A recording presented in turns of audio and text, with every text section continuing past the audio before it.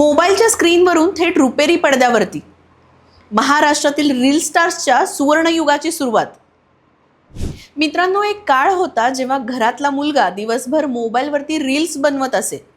तेव्हा घरचे म्हणायचे, अरे अभ्यास कर, या रील्समधून काही मिळत नाही. पण आज तोच मुलगा, तोच मोबाईल आणि तोच कॅमेरा त्याला थेट मराठी चित्रपटसृष्टीच्या रुपेरी पडद्यावरती घेऊन गेलाय. नमस्कार, मी अस्मिता आणि आपण बघत आहोत अनफिल्टर्ड महाराष्ट्र. होय मित्रांनो, महाराष्ट्रात एक नवीन क्रांती सुरू झाली आहे. ही क्रांती राजकारणाची नाही, ही क्रांती तंत्रज्ञानाची नाही, ही क्रांती आहे कॉन्टेंट क्रिएटर्सची. आज इंस्टाग्राम रील, यूट्यूब शॉर्ट्स आणि सोशल मीडियावरती धुमाकूळ घालणारे अनेक चेहरे आता मोठ्या पडद्यावरती झळकायला लागलेत. आणि या नव्या पर्वाचं सर्वात मोठं उदाहरण म्हणजे भूतम भयम. 24 जुलै 2026 ही तारीख आता अनेक मराठी कॉन्टेंट क्रिएटर्ससाठी फक्त सिनेमाचा रिलीज डे नाही, तर ती त्यांच्या स्वप्नांची परीक्षा आहे. कारण झी स्टुडिओज प्रस्तुत आणि दिग्दर्शक रामचंद्र गावकर यांच्या भूतम भयममध्ये पहिल्यांदाच सोशल मीडियावरती राज्य करणाऱ्या ऑरेंज ज्यूस गँगला मोठ्या पडद्यावरती पाहायला मिळणार आहे. आता तुम्ही विचाराल, ही ऑरेंज ज्यूस गँग म्हणजे नेमकं कोण? मित्रांनो, ही फक्त मित्रांची गँग नाही, तर महाराष्ट्रातील डिजिटल मनोरंजनाचं एक मोठं नाव आहे. नील साळेकर, करण सोनावणे, सौरभ घाडगे, सिद्धार्थ सरफरे आणि त्यांचे इतर साथीदार यांनी लाखो लोकांना त्यांच्या भन्नाट कॉमेडी, भन्नाट स्किट्स आणि भन्नाट केमिस्ट्रीने वेड लावलंय. त्यांच्या प्रत्येक व्हिडिओवरती लाखो व्ह्यूज, हजारो कमेंट्स आणि एक जबरदस्त फॅनबेस तयार झालाय. पण मित्रांनो, ही गोष्ट एका दिवसात घडलेली नाही. यामागे वर्षानुवर्षाची मेहनत आहे. कधी काळी मोबाईल हातात घेऊन घराच्या गच्चीवरती, गल्लीत किंवा एखाद्या रिकाम्या मैदानात शूटिंग करणारी ही मुलं आज मोठ्या कॅमेरासमोर उभी आहेत. पूर्वी चित्रपटात काम करायचं म्हणजे मुंबईत जाऊन ऑडिशन्स, प्रोड्युसरच्या ऑफिस बाहेर रांगा लावणं, वर्षानुवर्ष संघर्ष आणि तरीही संधी मिळेल याची खात्री नव्हती. पण आज इंस्टाग्रामचं एक रील, यूट्यूबचा एक व्हिडिओ आणि लाखो प्रेक्षक तुमचं ऑडियन्स बनलं जातं. आता दिग्दर्शक कलाकार शोधायला थिएटरमध्ये जात नाही, ते इंस्टाग्राम स्क्रोल करतात, कारण त्यांना तिथे तयार कलाकार दिसतात, जे कॅमेराला घाबरत नाहीत, ज्यांच्याकडे अभिनय आहे, कॉमिक टायमिंग आहे आणि सर्वात महत्त्वाचं, त्यांच्याकडे आधीपासून लाखोंचा प्रेक्षक वर्ग आहे. आणि फक्त ऑरेंज ज्यूस गँग नाही, तर आज महाराष्ट्रात अनेक डिजिटल क्रिएटर्स आपली वेगळी ओळख निर्माण करत आहेत. उदाहरण घ्यायचं झालं तर अथर्व रुके. आपल्या भन्नाट अभिनयामुळे सोशल मीडियावरती लोकप्रिय झालेला अथर्व आता रुपेरी पडद्यावरही झळकतोय.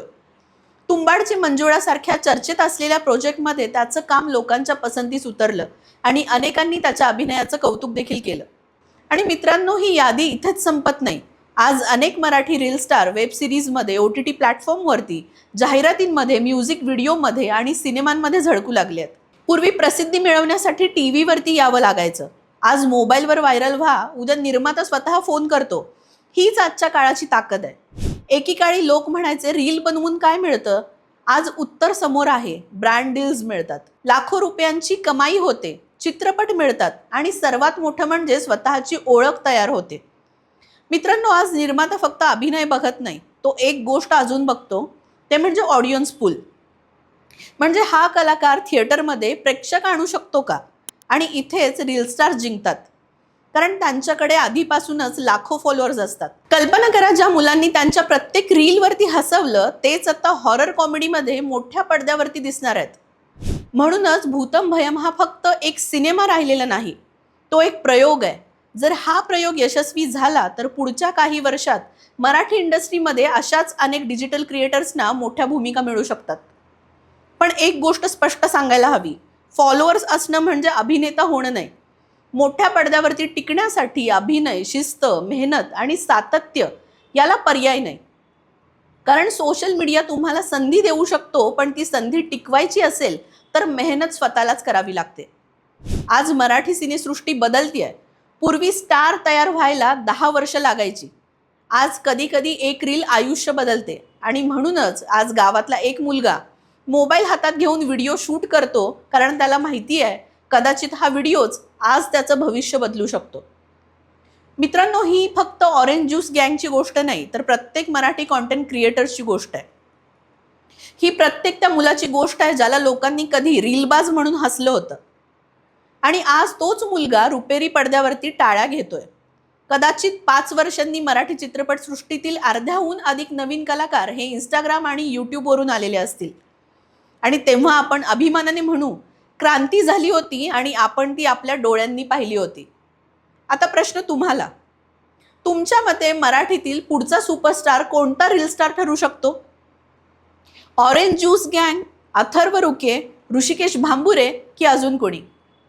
कमेंटमध्ये तुमचं मत नक्की सांगा, कारण मोबाईलचा कॅमेरा हा आता फक्त व्हिडिओ बनवण्याचं साधन राहिलेलं नाही, तो हजारो स्वप्नांना रुपेरी पडद्यापर्यंत पोहोचवणारा पूल बनलेला आहे. आणि मराठी मनोरंजन विश्वात सुरू झालेल्या या डिजिटल क्रांतीचं पुढचं पान काय असेल हे ठरवणार आहात तुम्ही. तुम्ही म्हणजेच प्रेक्षक. जर तुम्हालाही अशाच सखोल, चटपटीत, मसालेदार आणि पडद्यामागच्या गोष्टी जाणून घ्यायच्या असतील तर आपल्या चॅनलला आत्ताच सबस्क्राईब करा आणि व्हिडिओला लाईक करा आणि तुमच्या मित्रांसोबत शेअर करायला विसरू नका. कारण इथे मिळते बातमी, नाही तर बातमी मागची खरी गोष्ट. धन्यवाद.